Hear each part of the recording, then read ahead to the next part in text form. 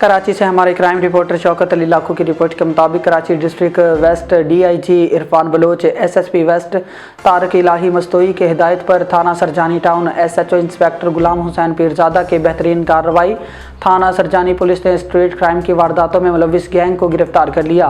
Police ने खुफिया इतला पर सेक्टर 7 सरजानी टाउन में कार्रवाई करके 4 मुलजिमान को गिरफ्तार किया। गिरफ्तार मुलजिमान से 2 गैर कानूनी पिस्टल्स, बमा एमुनेशन, 3 मोबाइल फोन और नकदी रकम बरामद हुई। मुलजिमान के जेर इस्तेमाल मोटरसाइकिल नंबर KQW 1514 असलहा के जोर पर छीनी गई। वारदात के मुकदमा इल्ज़ाम नंबर 553/2025 बजुर्म दफ़ा 392-397/34 तेपे थाना सरजानी में दर्ज है।